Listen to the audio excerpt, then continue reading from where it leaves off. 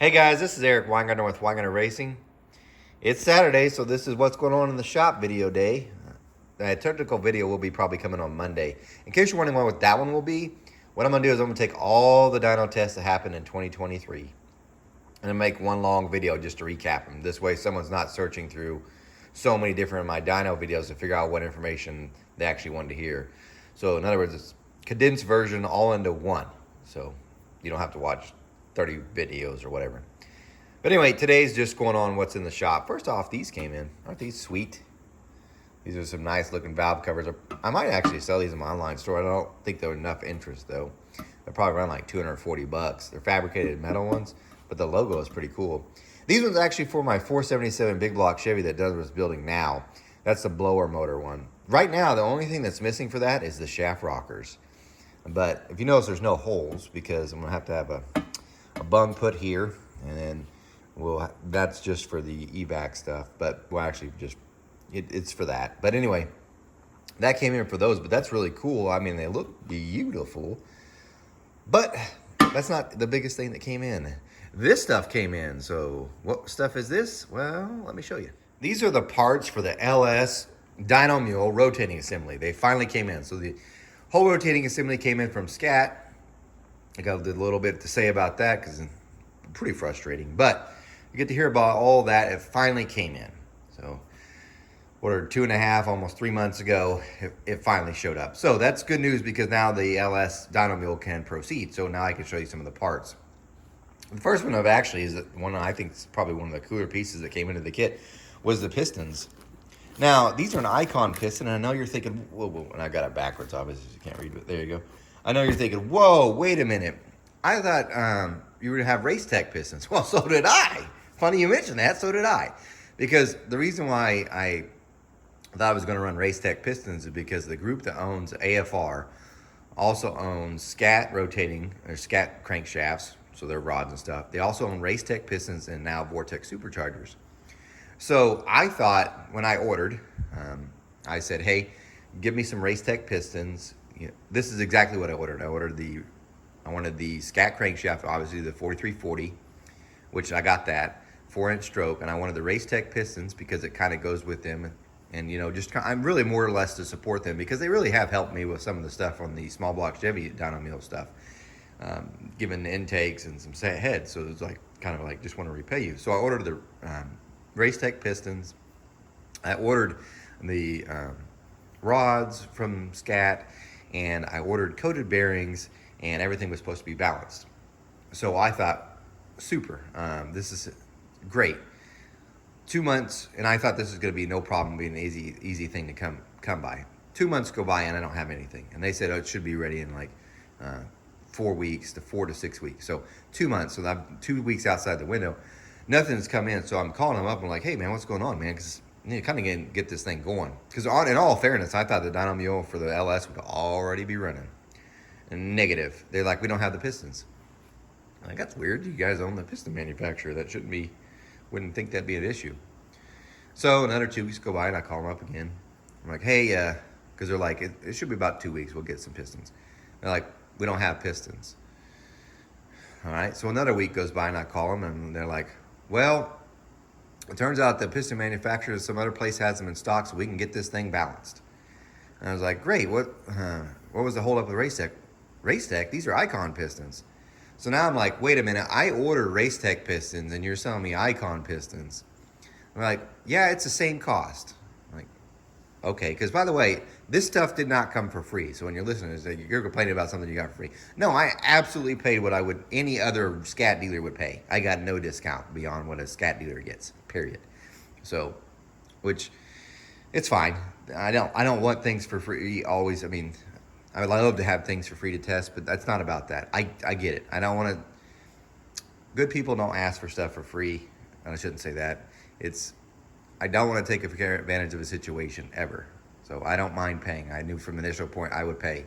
But I'm paying the same thing as retail, what I'm trying to get at. So before you think they're just giving me stuff for free, they're not. So at this point, I'm just a regular consumer. So anyway, I'm like, what do you mean Icon pistons? Like, yeah, it's the same price. I'm like, well, are they as good as Race Tech? And please don't take this the wrong way, but anytime I've ever heard of Icon pistons, I think back to my older times when there were Keith Black. So Keith Black was bought by whoever owns Icon. I think now it's like UEM or whatever. So my experience with them has always been the Keith Black stuff, and I've never been a fan of Keith Black pistons. So that's kind of how I thought about them. So I was like, like, well, we'll call them up, and they called them up, and they said, oh, this piston will take any type of power you can imagine. So I was like, okay, all right, well, that works. Another week goes by, and they're like, all we got to do is just balance it, because I'm ordered it balanced just to save, in other words, some time, because I've got so much stuff for them anyway. Wait a week, still nothing. So then I have a friend that's up there, and I said, man, I need this rotating assembly. So finally, miraculously, he calls, and I get it. And when I get it, it's obviously, one, the price is now higher than what I was supposed to be by a bunch. For instance, this whole rotating assembly, this is my cost, was $28.17. Now, $75 of that was freight, but still, just to give you an idea, at the time when I ordered, Summit had a whole LS rotating assembly rated to 2,000 horsepower, flat top pistons. They were coated and everything, and it was $2,200.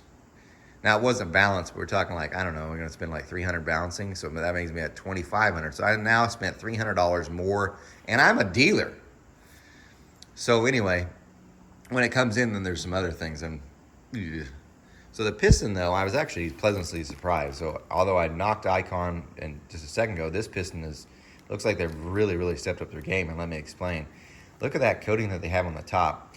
There's only a few piston manufacturers I know that even put a coating on the top. Mahle is the only one other one I know of. I mean, you can order them that way as a custom, but not typically as a shelf. It does have its skirt coating, which is great because the Racetech pistons do not have skirt coatings. The small block one doesn't. I wish they would. They should do that. Most piston manufacturers have now gone to that. Some still aren't. But yeah, it's super nice. The only thing is, the piston is fantastic, and if you look at it, it's got a lot of meat on the skirt itself, so it's definitely made to handle some boost. And they said, this thing will take some power. The ring pack is a 1.2 millimeter, 1.2, and then a 3 millimeter, I think, or 1.2, 1.5, 3 millimeter. So I think it's 1.2, 1.2, 3. I can't remember. It's actually a smaller ring package than the Racetech piston was going to be. So by switching to the Icon, it was actually an upgrade, to be honest with you. The only thing is though, it's a nice design piston, but the newer pistons have like where the pin bosses moved in, and maybe they leave the pin bosses out so they make the piston stronger because this is more of a boost application type of piston. But it's a nice piece. I am pleasantly surprised with this piston, to be quite honest with you. Very, very nice. This was the part that they kind of got me. I ordered the rings, and the rings I'd ordered initially, I wanted a steel top ring, obviously, and a Napier second ring. That was one of my requirements. That ring set was $380. Now, here's why I bring this up. When you order the rotating assembly balanced, the rings are included. So I got charged $380 something or $300 something bucks for a set of rings upgrade. The rings only cost $380. So you tell me that the rings that you sold with the Racetech pistons were $80. And by the way, they had said both of them were supposed to be the same cost. Well, it wasn't. And that wasn't, and I was okay with that. I was like, well, at least it's here. And truth be known, this is a nicer piston than Racetech. This thing looks amazing. I'm really pleasantly surprised. So it was probably a better deal that I got the Icon piston. So I was okay with that. And then, these are the rods, by the way, that came with it. These are the ones I wanted. This is what did you do for upgrade? These are H-beams, but which you can't see through the film. Maybe you can. That's an ARP 2000 cap screw. I wanted that because I want an upgrade to make them stronger. So that was a great thing. The crankshaft, just a 4340, 58 tooth reluctor wheel, common stuff. By the way, there's a notch, which you can see it right, yeah, there. You could see the notch on the piston. I'm looking at it right. Yeah, there it is. See that? For the reluctor wheel clearance. This is the part that kind of got me. I always try to order, I say try, I always order rotating assemblies with the coated bearing upgrade. I do not like standard bearings. This is a standard bearing. There's nothing physically wrong with the bearing, but I prefer a coated bearing. This is a coated bearing. This is actually an older bearing, just to know the difference. This is a, part number is like 663 HN, N meaning narrow. This is an H bearing. This one they don't make anymore. This is an old bearing. This is a 663 HK, K being coated. They don't make this one anymore because they all went to the 663HNK, which meant the N meant narrow because that's a narrow rod. It's just this, instead of having the camphor, which I don't know if you can see, put it on that side. It's hard to capture with the camera. Yeah, you can see it. So instead of having that camphor, they just narrowed the bearing, so you don't have to worry about that. But the other thing is, it's coated. Now this is an older one, so because they don't make this more, this is a blue coating. They then went to a gray one, which is what they currently use. The part number is also changed. Now it's 663HNC, not K. K doesn't, I know, I always thought that was weird too, but it had the K for coating, but really it was a C for coating. Anyway, I opened the box and I have a standard bearing. I ordered coated bearings.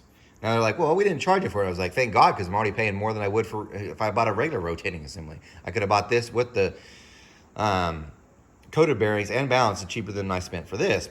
And I'm a dealer, so I was still like, whatever. But the problem was, when I ordered 2 months ago, I could have had a set of coated bearings in stock to match it. Because, yes, I understand coated bearings. They're harder to get, for one. But when I ordered this 2 months ago, they would have had the coated bearings in by the time this all shipped out. They didn't. So now I went to go find coated bearings and was like, I'm not going to ask anymore. I've called. I've been on hold easily 2.5 hours, in one go around. Probably with all the holds that I've been on hold, at least easily 2.5 hours. So I'm like, I'm not wasting any more of my time. I'll just go buy some coated bearings. I'll eat the cost. This thing is going to cost even more, but whatever. Nobody has them in stock. They're out till February. So it only makes me mad because I get it. Things happen, and also Scat's moving into a new facility. So that's part of the reason why I was so backed up. Which I totally understand. It sounds like I don't, but because they really have been good to me, although I just now spent more than retail, but whatever.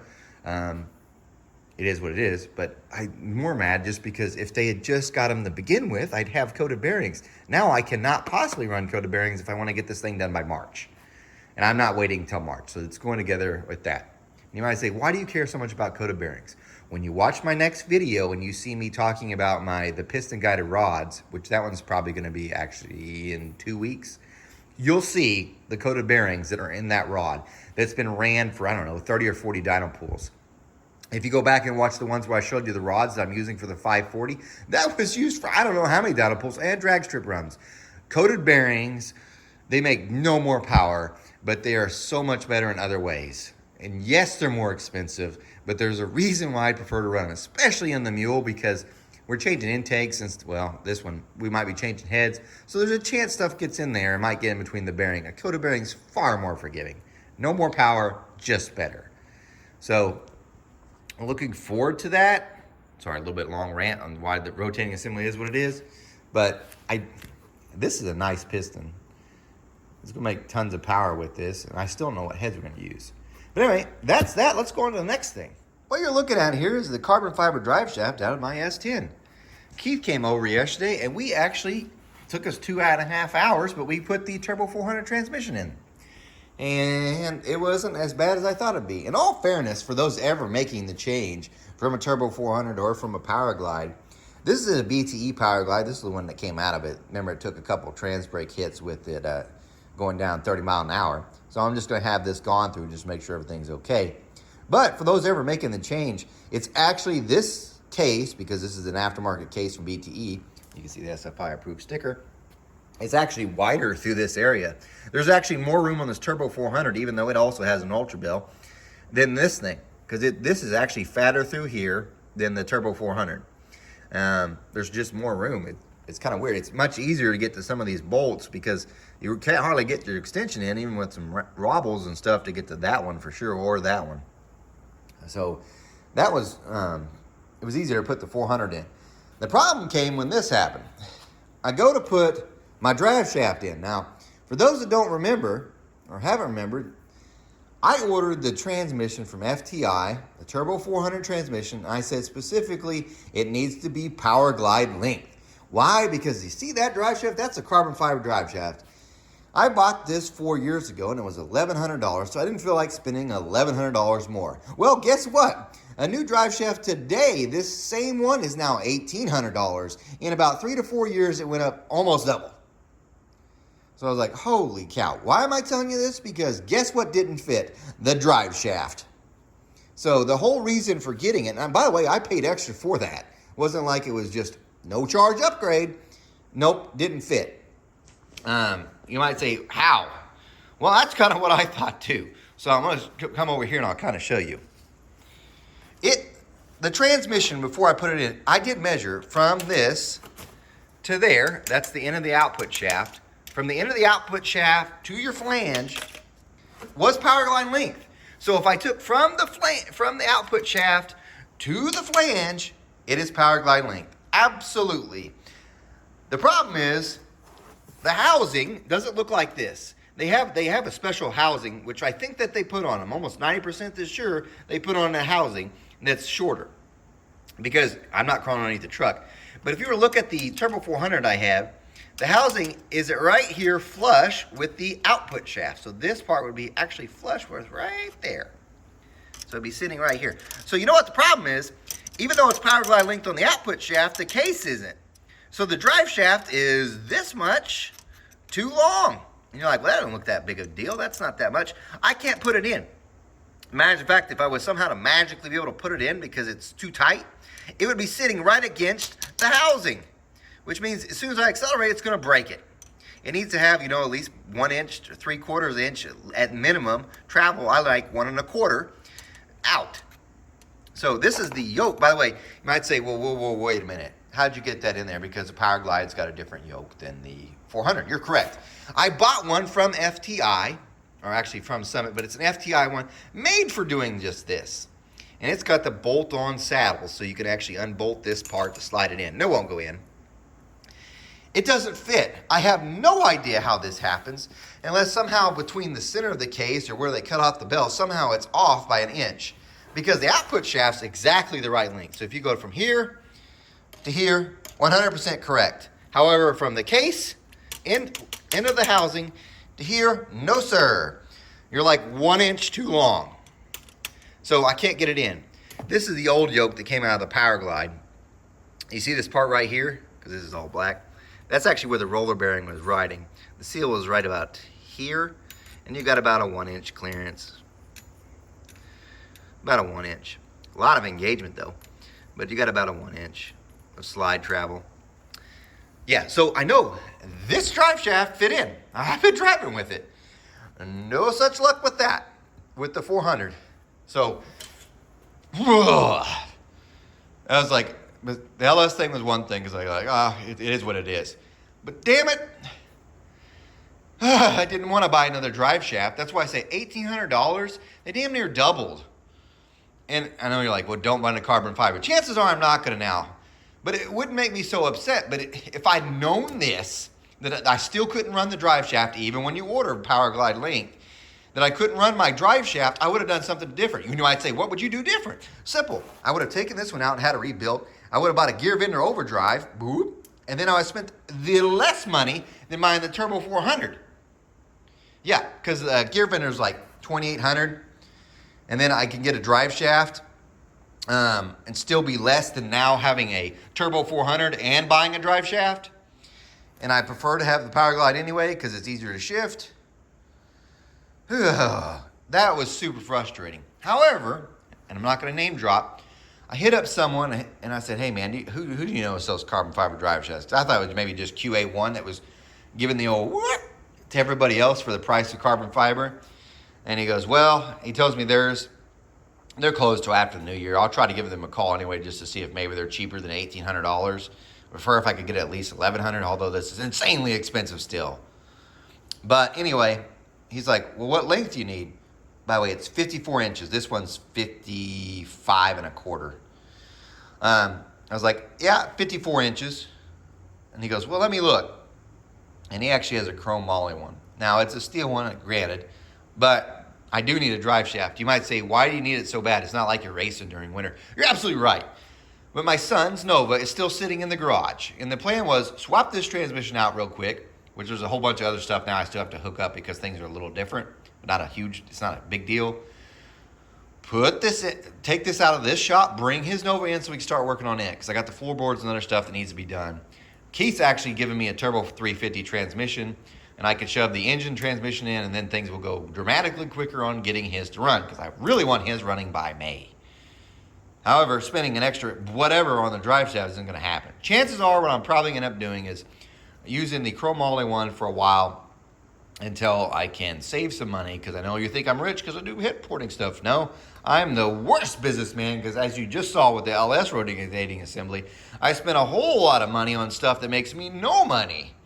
But anyway, I need to save up so I can get at least an aluminum drive shaft. I would love to get another carbon fiber one, because I'm a huge fan of carbon fiber. And you might say, why do you want a carbon fiber drive shaft so bad? You're not even going that fast. You haven't hit the nines.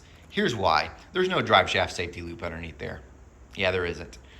And when these break, because I plan to have my son drive this thing. That was because he wants to really, really bad. And of course, he's going to work his way up to it.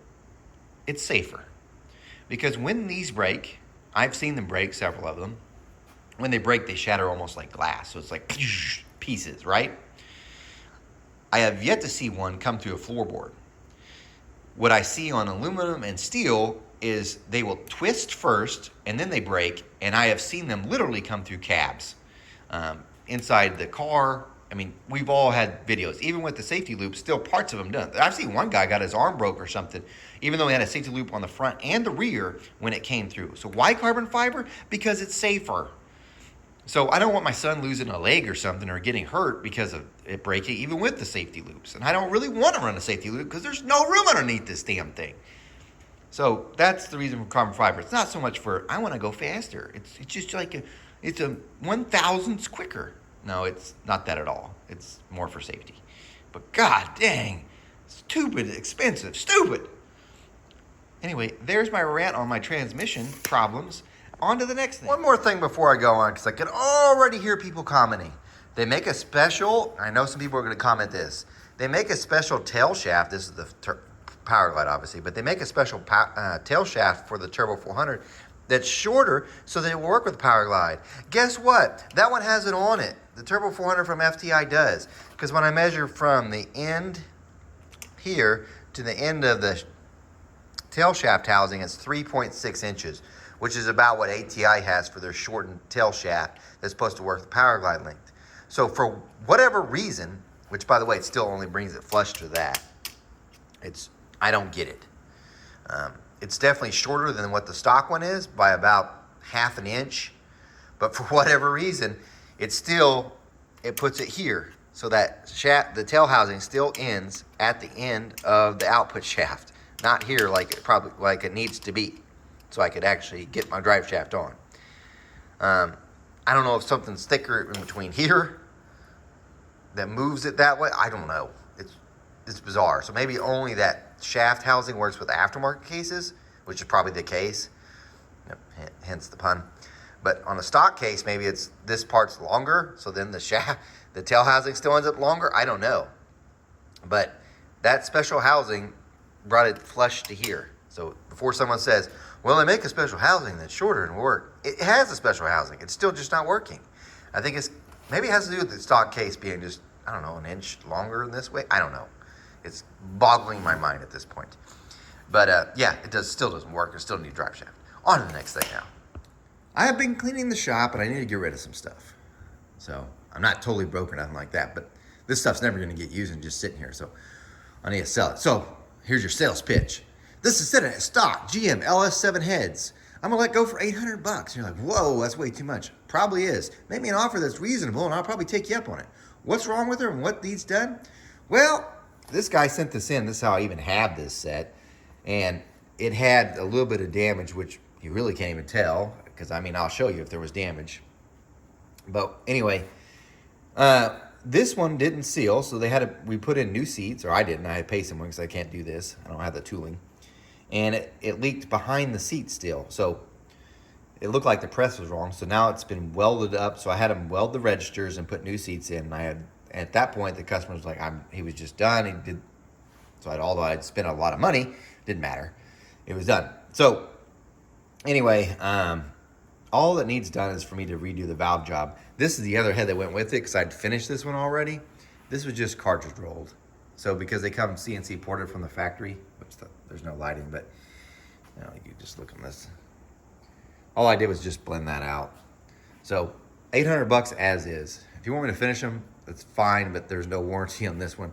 I'll probably end up doing a valve job anyway, just if someone was to purchase it with me with the labor, just to make sure it's sealing behind there, which I think it will because everything's been welded. I stopped with the project because the guy was like, I'm not interested anymore. Just keep the heads, which sucks. I'll tell you what I'll do. I've got 7 of the intake valves, and they're Ferrea hollow stems, not the titanium ones. And I've got 7 of the exhaust valves. I've lost 1 of each. I'll let those go for another $200. For $1,000, you can have these. If you're a machinist guy, all you'd have to do is just do a valve job and blend this in. You're good. And then you could just cartridge roll. Any dummy could cartridge roll. But if you want me to do it, I'll charge you labor, though, obviously, for that. But anyway, yeah, $800 as is. And then if you want the valves with it, another $200, so $1,000. But there's only 7 of them, so you still have to get 2 intakes, or 1 intake and 1 exhaust. And they're steel. But yeah, I just want them gone. Or make a reasonable offer as is, and I'll probably let them go. Next thing is camshafts. I've got too many here. So I'm going to tell you what I've got and buy them. These are going to be $125 each shipped. This is in America. Don't be doing Alaska. I know you're America, but no. And no Canadian, nothing. Same with the heads. This is the camshaft that came out of the 477. This is you could tell the specs is 248.8 on the intake, 260.1 on the exhaust. This has been on the Cam Doctor. 107.6 LSA. And it's, let's see, 720 line lift on the exhaust and 772 on intake. This one is the one I've never, and by the way, this one's a 4.7 swap. It's got a cast gear on the back, so you don't have to run a bronze gear on distributor. This one is that specs. It's from Herbert Racing. It's a 4.7 swap. It also has a cast gear. I've never ran this one. This one is a Chris Straub, which I could go into long detail, but no sense of bothering. You can see the specs. It's 262, 276, 445 lobe on intake, 432 on exhaust, 107.5 LSA. It did not make as much power as mine. So on the Engine Masters, it was claimed I use this one. No, I use this one. This one's down by 30. This is what was used in the 540. This is the comp cams. By the way, this is all billet, so you'd have to run and I think it's standard fire and water. I'm not for sure on that one. I can't remember. But this one, you have to run a bronze distributor gear. This one is the one I actually used on the 540 Engine Master. This is a 268, 273, 472 lobe lift on intake, 432 on exhaust. You can figure that out. 107 LSA. This is a comp one. This is a 4.7 swap, and it also, you can ignore that camper. It also has a cast gear and distributor. So any one of these, $125 each shipped. And then the last thing, which I didn't bring out to see because I don't want to get it off the top of my attic, but I've got a set of the small block Chevy aluminum 14 degree Pro Action heads. One head, and I got it from Ron Sporting when he was retiring. One's got some CNC work done, but it's really small. It was meant to be like his first stage operation. Then he goes in with another one, so this way it's not cutting so much on the first pass. The other one has no CNC port work in it, does not have seats installed. I will let that one go. And if you want a later picture, email me and I'll send you some pictures. Otherwise, I just don't want to take it down from the attic right now. But I'll never get to that. Unfortunately, I just don't have time. But I'll let that pair go. So you'd have to install seats, you'd have to install guides, you have to do a lot of port work. It also has to have, which it has the type search for the rocker stud you have to install. I will let that set go for $700. And then if you want a Valley tray with it, I'll let it go for another $100. So $800 for that. If you want more pictures of that, email me, winegunnerracing@gmail.com. Also visit my online store, visit my website at wengines.com. You will see a link to my online store where you could purchase books and other things as well. I'm probably going to end up putting these Dragon Slayers, not this specific set, but I'm going to start selling Dragon Slayers on this. Only 2 Dragon Slayers on there. It's still going to be a 6 months wait to get them, although you might get them quicker because I'm going to try to always have a set in stock. I'm probably going to put that on their online store as well. The final book, I need to go pick it up because FedEx has it done. So the final book, I'm going to probably ship out on Tuesday. And I haven't shipped anything all week just because I've been so busy grinding. But on Tuesday, a lot of stuff's going to be going out. So if you would like to purchase the final book, if you haven't already done so, look for that. It's already on the website, but go purchase it so it can be shipped because I'm going to pick them up today. I think I actually printed 15 more than the orders that I counted, so there's 15 extras. I can reorder if I have to. If you want a PDF, email me. The PDFs will be $45 unless you're a channel member, then they're like 20. And yeah, that's it. The last thing I want to leave with this is that last video I did, for whatever reason, probably because I'm a moron, I had left off the last part of the video.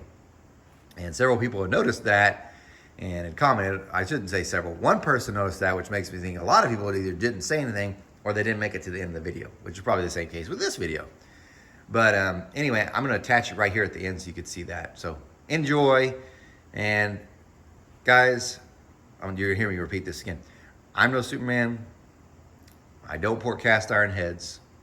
You guys take care. And sumo deadlift isn't real deadlift.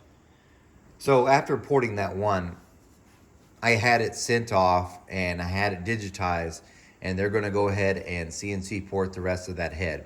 Now I'm going to go ahead and tell you, this is a very, very expensive project. So, I mean, I think I'm probably going to have about almost $2,000 when it's all said and done. Yeah, easily $2,000 just in porting that one set of heads. You might say, why didn't you just do it to the rest?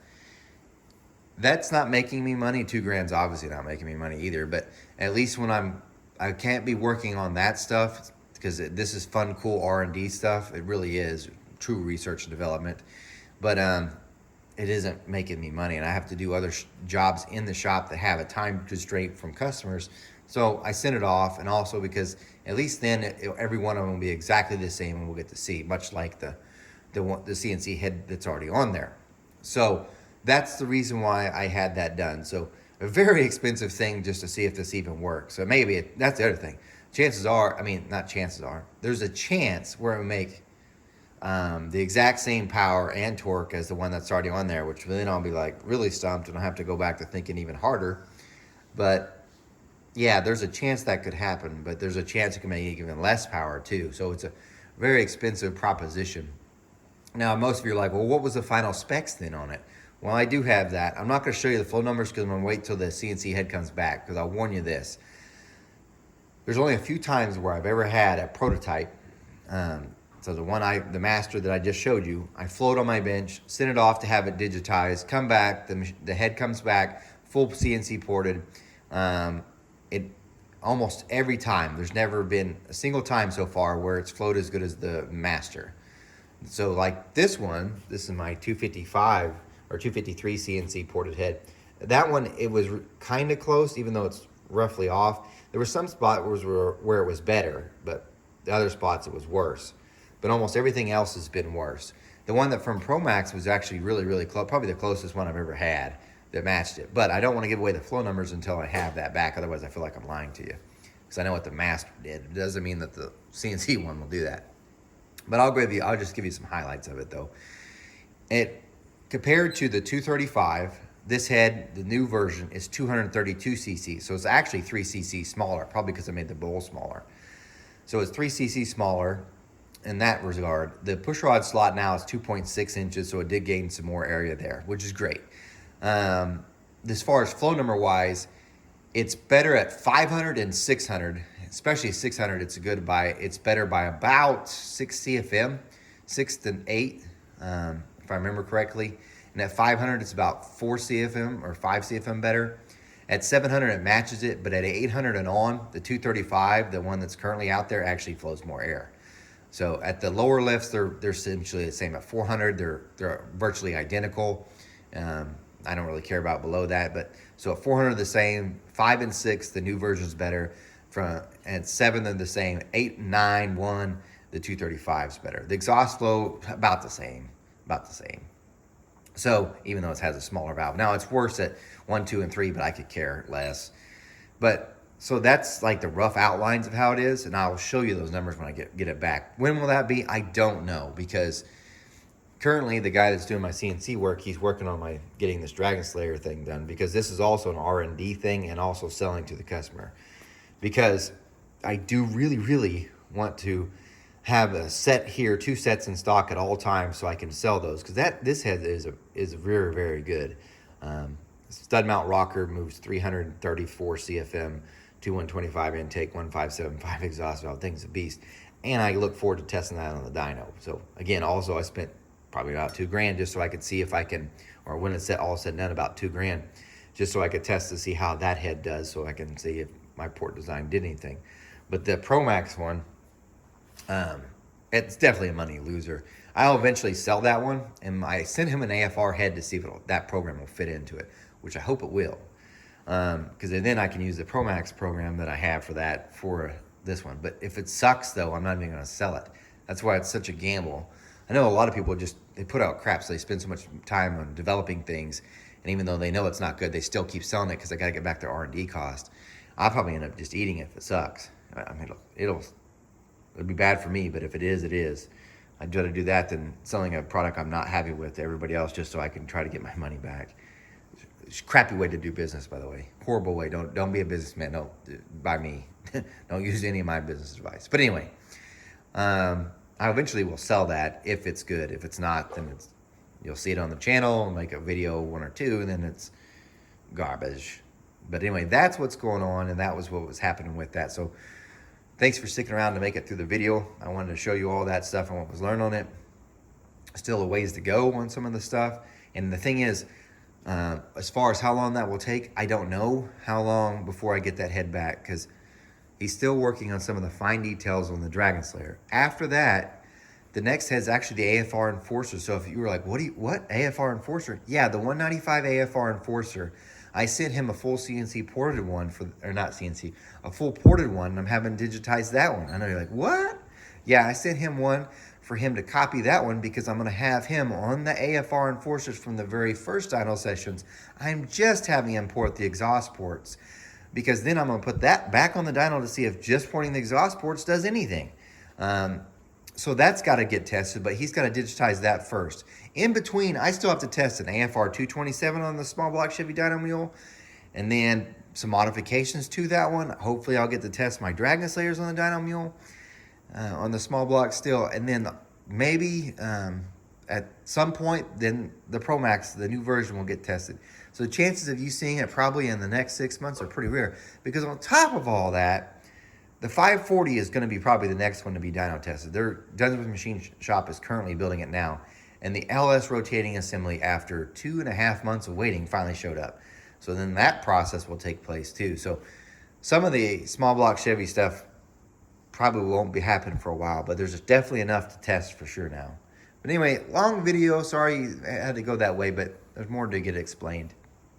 Anyway, guys, thanks for watching. Remember, I'm no Superman. I don't port cast iron heads. You guys take care.